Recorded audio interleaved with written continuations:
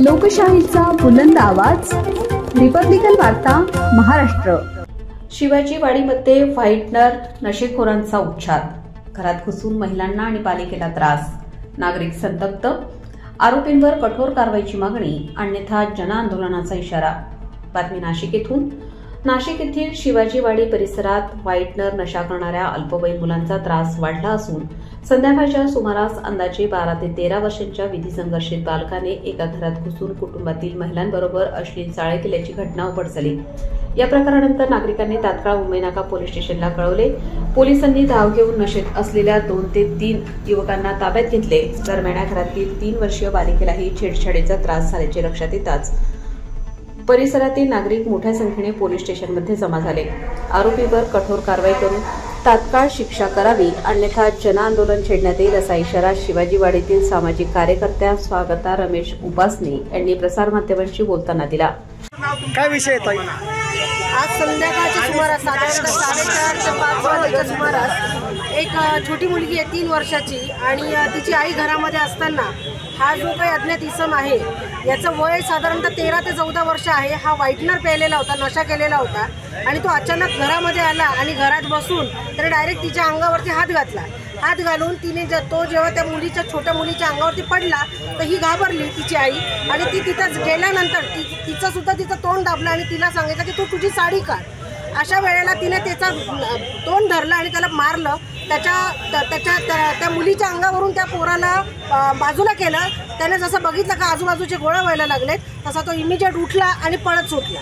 आता त्याच्यानंतर हे जेव्हा इथे आले त्याच्यानंतर सुद्धा त्यांना इथे पोलीस स्टेशनमध्ये आल्यानंतर त्यांनी गुन्हा दाखल करायचा प्रयत्न केला, पण त्यांचा काही गुन्हा घेतला गेला नाही आणि डीबीवाल्यांनी त्याला उचलून आणलं। त्या डीबीवाल्यांनी उचलून आणल्यानंतर त्या मुलाला सोडून देण्यात आलं।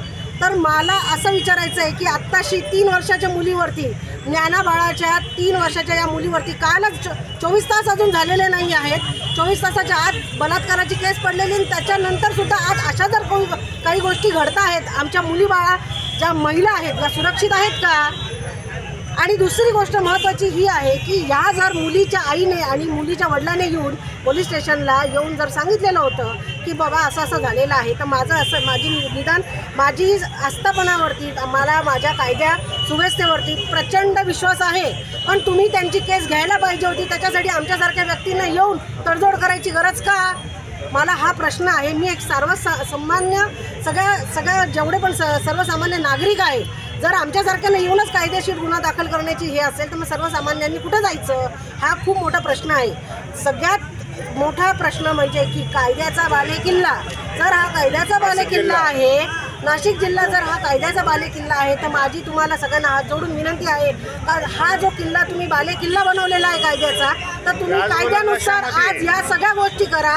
आजही कित्येक मुलं, आजही कित्येक तरुण हे नशेमध्ये असतात, कित्येक मुलींवरती बलात्कार होत आहेत, कित्येक मुलींची छेडखाण काढली जाते। बऱ्याच घरांमध्ये असं होतं आहे की मुली घाबरून आईवडिलांना सांगत नाही आहेत, आईवडिलांना त्याच्यामध्ये काही करता येत नाही आहे। तर कृपया करून माझी तुम्हाला तुमच्या थ्रू सगळ्या समाजाला आणि सगळ्यांना विनंती आहे की अशा गोष्टी दाबू नका, वाचा फोडा। आणि माझ्याकडनं तुम्हाला सगळ्यांना एवढीच एक विनंती आहे की या मुलीवरती जो काही अत्याचार झाला आहे, ज्या महिलेवरती अत्याचार झालेला आहे, संध्याकाळची वेळ साधून त्याने एकटेपणाचा जो काही संधी साधली आहे, तर अशा व्यक्तीला लवकरात लवकर अटक करा आणि अटक करून त्या व्यक्तीला रीतसर कारवाई करा। त्याच्यावर काही रहिवासी प्रकार कुठं घडला? तो शिवाजीवाडीमध्ये भारतनगरच्या साईडला एक शाळेचा मनपा शाळा आहे, त्या शाळेच्या इथं झालेला आहे, हट्टी गल्ली म्हणून आहे, त्या शाळेच्या एक्झॅक्ट बाजूला झालेला आहे। त्याच्यासोबत बाकीचे काही अजून लोक होते? नाही, त्याच्यावर 3 लोक होते, 3 मुलं होते आणि त्या 3ही मुलांनी पूर्णपणे नशा केलेला होता।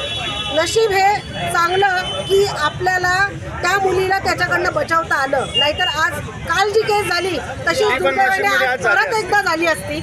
आणि कृपया करून या गोष्टीवरती सगळ्यांनी नावं सांगता येईल कोण आहे, त्यांचे वय किती? अजून अद्याप मला त्यांचे नावं आलेले नाही आहेत। ते तुम्हाला रीतसर जेव्हा FIR होईल त्याच्यानंतर आम्ही कायदेशीर नावं सांगू शकतो। पुढे काय कारवाई तुमची? आमच्याकडनं कारवाई हीच राहणार आहे। जर पोलिसांनी पूर्णपणे ही कारवाई केली तर चांगलीच गोष्ट आहे, आमचा विश्वास आहे त्यांच्यावरती का त्यांनी लगेचच त्याला उचलून आणावं आणि त्याच्यावरती रीतसर कारवाई करावी, अन्यथा बाकी आमचे हात खुले आहेत। त्याला सजा द्यावा, नाही तर मग डायरेक्ट पब्लिक कारवाई केली।